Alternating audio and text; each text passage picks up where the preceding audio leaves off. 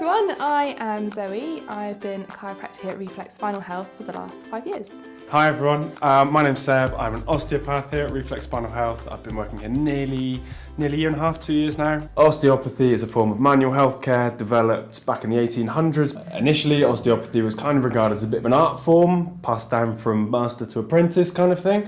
However, now there's so much of an evidence base behind manual therapy having a positive impact on health in general. It's a lot more accepted and there's a lot more justification to back it up. Chiropractic is made up from two Greek words. The first one is hands and the other one is done with. So chiropractic basically means done with hands. So Seb, we're here today to talk about the differences between chiropractic and osteopathy. So do you know any main differences you can point out? When I was uneducated, when I didn't really know the difference between chiropractors and osteopaths, my impression was that an osteopath would work on the whole body and a chiropractor would possibly work on the spine, which would then supply the whole body with the nervous system. Whereas now working here, along with Zoe, I realised that you work on ankles, knees, wrists, everything, so it covers the whole body as well, and so there's a lot more crossover than I initially thought. It's a really common misconception that chiropractors only crunch your bones or crack your back, whereas actually through the course, which is a 5-year course, we learn all about ankles, knees, hips, all the joints in the body, that we can actually work on everything very similar to the way the osteopaths do.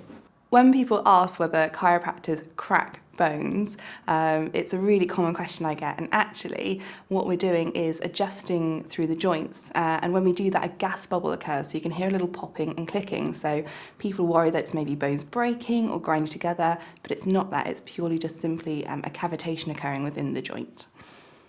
I also did a 5-year course.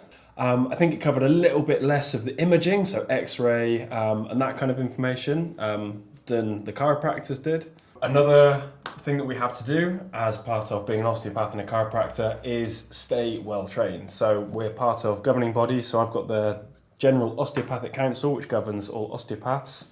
Yeah, and I've got the General Chiropractic Council that cover all the chiropractors in the UK. Within that, you have to cover 30 hours a year of continuous professional development. So our ongoing training here covers part of that, but we also branch out every year and do extra courses.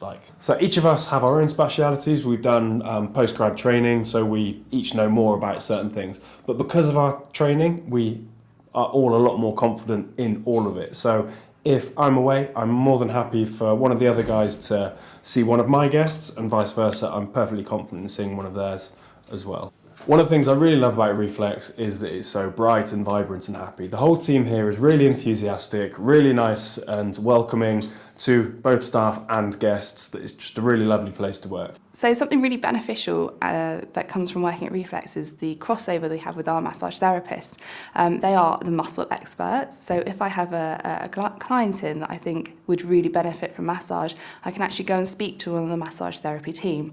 I can then say, this person has X problem, could you please look at it for me? They will then go assess that person, come back to me with what they found, and then also some other ideas about what I can do to help them. So we do work really, really closely together. So when someone comes in to see me for an adjustment session, the first thing that's obviously asked is how they've been doing and how everything's improving, and then we'll have a look and we'll see what's working, what's not, and what we need to do to try and help that person. So normally the adjustment sessions will consist of some adjustments, maybe some soft tissue work, depending on the person's needs, and then reassessing just to check we've made that change at the end so we can see those improvements ongoing.